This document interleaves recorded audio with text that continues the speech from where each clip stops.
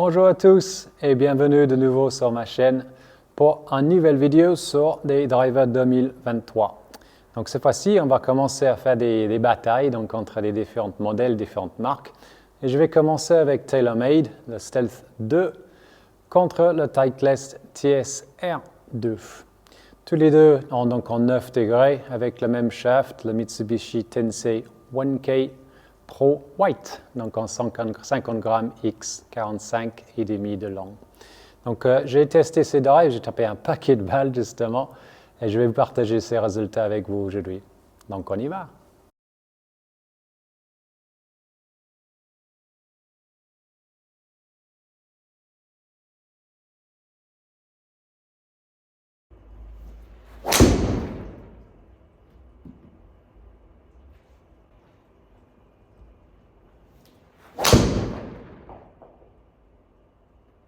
Donc voici toutes les données du driver Stealth 2. Et ce que j'avais envie de vous montrer ici, donc déjà au niveau de la vitesse de balle, donc on voit qu'il y a quand même une certaine régularité dans la vitesse de balle. Il y a toujours à peu près 150 miles en vitesse de balle, donc ça c'est plutôt signe que même sur les coups décentrés, on a à peu près la même vitesse de balle que les balles centrées. Et on peut voir que des balles qui sont légèrement décentrées par rapport à l'angle de décollage. Donc on a quelques différences ici, donc entre des 14, des 13 et demi jusqu'à 17 degrés, 17 degrés 4. Donc on sait que les balles étaient tapées peut-être un peu plus en haut du club avec ce type de coup-là. Et ça va avoir une incidence sur le spin.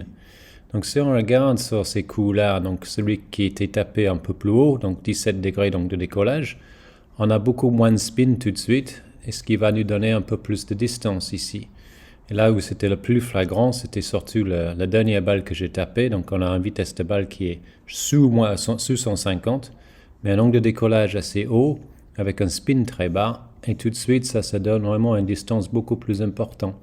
Donc une des caractéristiques de ce driver TaylorMade, c'est que si on tape légèrement plus haut que le centre, légèrement plus haut et légèrement sur la pointe, ça diminue tout de suite le spin.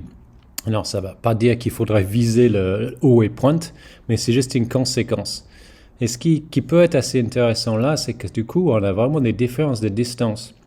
Donc là, on a 280 ici, mais sur des coups qui étaient plutôt bien tapés, là, on est à 257. Donc on se retrouve avec des spins qui sont un peu plus élevés. Donc vraiment, en fonction d'où on va taper la balle sur cette face, on va avoir des distances qui sont totalement différentes. En revanche, d'un point de vue dispersion, il y a très peu. Donc on a un club qui est très tolérant justement d'un point de vue dispersion latérale. C'est juste dans la dispersion plutôt en longueur, en profondeur, où on peut avoir des petits écarts.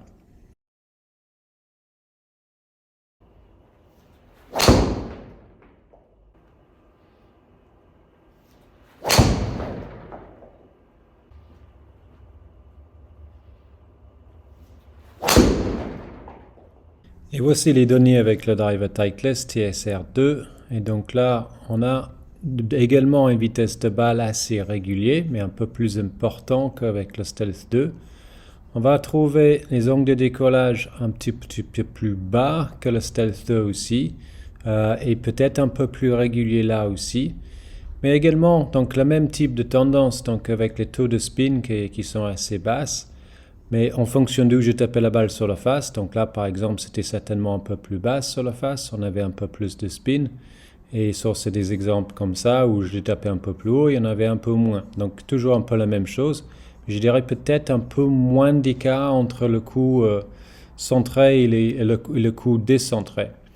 D'un point de vue distance, donc assez régulier dans la profondeur aussi, donc juste une, je dirais, qui était un peu différente. Donc ça, c'était la dernière de nouveau, où on a cette spin qui est vraiment très bas, donc certainement prise un poil plus haute sur la face, et du coup davantage de distance.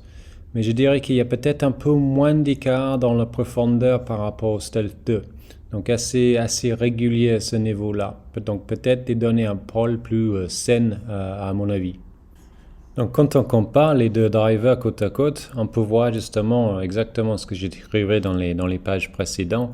Donc il y a davantage de vitesse de balle avec le TSR 2, avec un angle de décollage plus basse que le Taylor qui était donc un peu plus haut. Le spin, vraiment exactement la même chose. Et puis dispersion latérale, distance totale, tout ça, c'est vraiment la même chose, mais deux façons différentes d'arriver au même endroit. Et quand on fouille encore un peu plus loin, c'est là où on va vraiment comprendre exactement ce qui s'est passé. Donc c'est surtout au niveau du centrage. Donc le stealth a été un peu plus haut que le TSR2. Et donc c'est ça qui va nous donner justement les différences d'auteur, donc par rapport à ce qu'on a vu sur les pages précédentes. Vitesse de balle, vitesse de club était vraiment la même chose. Le loft dynamique est assez curieux justement, donc d'avoir plus de loft dynamique sur le TSR2 par rapport au Stealth 2. On avait un angle d'attaque un poil plus montant donc avec le Titleist, mais autrement les autres données étaient vraiment très similaires. Donc ce qui a vraiment changé ici, je dirais, c'était le centrage qui a fait que la balle était plus ou moins haute avec plus ou moins de spin. Mais ce qui était assez intéressant, je dirais, c'est que la stabilité était assez présente avec le stealth, donc moins de spin latéral.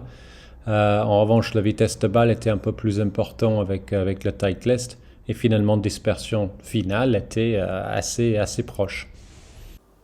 Donc, pour résumer, deux très bons drivers, ça, il n'y a pas de problème. Si on regarde les résultats, ils sont vraiment très proches. Il y a très peu de différence dans toutes les données. Après, préférence personnelle, je préfère le Titleist. C'est peut-être mon côté old school ou juste old, je ne sais pas. Mais en tout cas, le côté titane, je préfère le bruit, je préfère le son, la sensation justement de la frappe de balle. Même quand elles sont un peu plus décentrées, je sais ce qui s'est passé. Je pense que ça commence à être un peu le cas avec toutes les têtes que j'ai essayées en carbone maintenant. J'ai du mal à sentir un peu ce qui se passe au niveau de la frappe de balle avec les têtes un peu comme le stealth. Le stealth, vraiment, avec une face carbone en plus, c'est plus compliqué pour moi, en tout cas, de ressentir où j'ai tapé la balle sur la face. En revanche, comme j'ai dit, les résultats sont très bons, donc c'est surtout ça qui est important. Mais personnellement, une petite préférence donc, sur le Titleist juste par rapport au bruit et un peu plus de feedback aussi au niveau de ces deux clubs. J'espère que cette vidéo vous a plu. N'hésitez pas à vous abonner à ma chaîne si ce n'est pas déjà fait. Et je vous donne rendez-vous très prochainement pour davantage d'aventures.